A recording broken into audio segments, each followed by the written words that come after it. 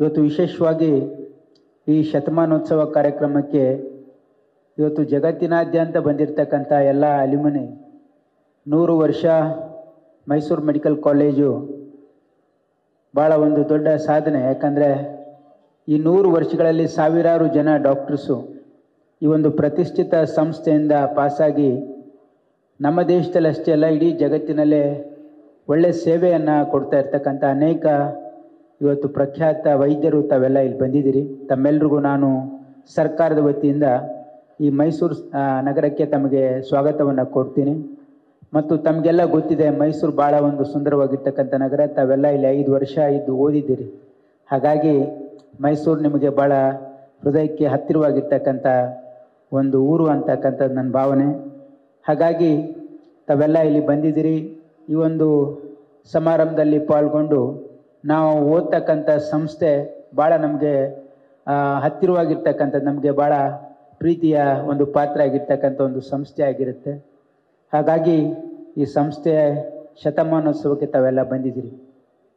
ಮತ್ತು ವಿಶೇಷವಾಗಿ ಕರ್ನಾಟಕ ರಾಜ್ಯದಲ್ಲಿ ವೈದ್ಯಕೀಯ ಶಿಕ್ಷಣ ಇಲಾಖೆಯಲ್ಲಿ ಸಾಕಷ್ಟು ಬೆಳವಣಿಗೆ. ಕರ್ನಾಟಕ ರಾಜ್ಯದಲ್ಲಿ ಸುಮಾರು 2013ರಿಂದ ಇಲ್ಲಿವರೆಗೆ ಅನೇಕ ಬದಲಾವಣೆಗಳು ಆರೋಗ್ಯ ಕ್ಷೇತ್ರದಲ್ಲಾಗಿದೆ.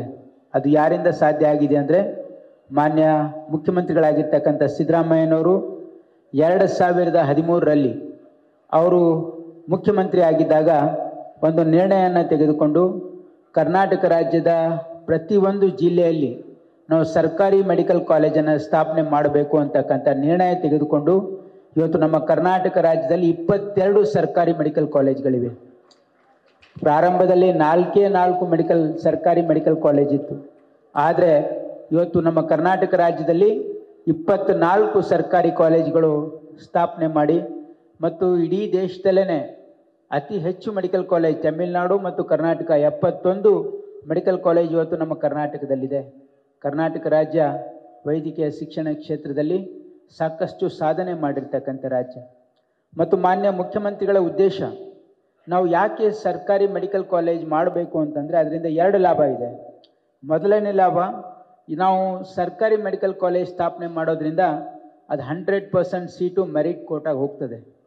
ಅಂದರೆ ಯಾರು ಈ ರಾಜ್ಯದಲ್ಲಿರ್ತಕ್ಕಂಥ ಪ್ರತಿಭಾವಂತ ವಿದ್ಯಾರ್ಥಿನಿಯರಿಗೆ ಡಾಕ್ಟರ್ ಆಗಲಿಕ್ಕೆ ಅವಕಾಶ ಸಿಗ್ತದೆ. ಅದರ ಜೊತೆಗೆ ಸಾಮಾನ್ಯ ಜನ ಬಡವರು ಮಕ್ಕಳು ಕೂಡ ಡಾಕ್ಟರ್ ಆಗ್ತಕ್ಕಂಥ ಒಂದು ಅವಕಾಶ ನಾವು ಸರ್ಕಾರಿ ಮೆಡಿಕಲ್ ಕಾಲೇಜ್ ಮಾಡೋದ್ರಿಂದ ಆಗ್ತದೆ. ಅದರ ಜೊತೆಗೆ ಇವತ್ತು ಜಿಲ್ಲೆಗೊಂದು ಟೀಚಿಂಗ್ ಹಾಸ್ಪಿಟಲ್ ಆಗೋದ್ರಿಂದ ಅಲ್ಲಿ ಗುಣಮಟ್ಟದ ಚಿಕಿತ್ಸೆ ಆ ಜಿಲ್ಲೆಯ ಬಡವರಿಗೆ ಉಚಿತವಾಗಿ ಸಿಗ್ತಕ್ಕಂಥದ್ದು ಆಗ್ತದೆ ಅಂತಕ್ಕಂಥ ಒಂದು ಸದುದ್ದೇಶದಿಂದ ಈ ಒಂದು ಪಾಲಿಸಿಯನ್ನು ಸರ್ಕಾರಿ ಮೆಡಿಕಲ್ ಕಾಲೇಜ್ ಪ್ರತಿ ಜಿಲ್ಲೆಯಲ್ಲಿ ಮಾಡ್ತಕ್ಕಂಥದ್ದು. ಅದರ ಜೊತೆಗೆ ಇನ್ನೂ ಒಂದು ಹೆಜ್ಜೆ ಮುಂದೆ ಹೋಗಿ ನಾವು ಪ್ರತಿ ಒಂದು ಡಿವಿಷನಲ್ ಹೆಡ್ ಕ್ವಾರ್ಟರ್ಸಲ್ಲಿ ಸರ್ಕಾರಿ ಸೂಪರ್ ಸ್ಪೆಷಾಲಿಟಿ ಆಸ್ಪತ್ರೆಗಳನ್ನು ಮಾಡಬೇಕು ಅಂತ ನಿರ್ಣಯ ತೆಗೆದುಕೊಂಡು ಹಿಂದಿನ ಸರ್ಕಾರದಲ್ಲಿ 2013ರಿಂದ 2018ರವರೆಗೆ ವೈದ್ಯಕೀಯ ಶಿಕ್ಷಣ ಇಲಾಖೆ ಸಚಿವ ನಾನೇ ಆಗಿದ್ದೆ.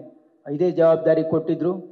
ಆವಾಗಲೂ ಕೂಡ ನಾವು ಮೈಸೂರು, ಕಲಬುರಗಿ ಮತ್ತು ಹುಬ್ಳಿ, ಬೆಳಗಾಂ, ಬಳ್ಳಾರಿ ಎಲ್ಲ ಕಡೆ ಸೂಪರ್ ಸ್ಪೆಷಾಲಿಟಿ ಆಸ್ಪತ್ರೆಯನ್ನೇ ಸ್ಥಾಪನೆ ಮಾಡಿದ್ದೀವಿ. ಜೊತೆಗೆ ಟ್ರಾಮಾ ಸೆಂಟರ್ಸ್ ಕಲಬುರಗಿಯಲ್ಲಿ, ಮೈಸೂರಲ್ಲಿ, ಆಮೇಲೆ ಅನೇಕ ಕಡೆ ಕ್ಯಾನ್ಸರ್ ಆಸ್ಪತ್ರೆ. ಕಲಬುರಗಿಯಲ್ಲಿ ನಾವು ಕಿದ್ವಾಯಿ ಕ್ಯಾನ್ಸರ್ ಸೆಂಟ್ರಿನ ಒಂದು ಬ್ರಾಂಚನ್ನು ಮಾಡಿದ್ವಿ. ಇವತ್ತು ಮೈಸೂರಲ್ಲೂ ಕೂಡ ಕೆಲಸ ಪ್ರಾರಂಭ ಆಗಿದೆ. ಅದಲ್ಲದೆ ಇಲ್ಲಿನೂ ಕೂಡ ಸೂಪರ್ ಸ್ಪೆಷಾಲಿಟಿ ಆಸ್ಪತ್ರೆ ಪ್ರಾರಂಭ ಆಗಿದೆ.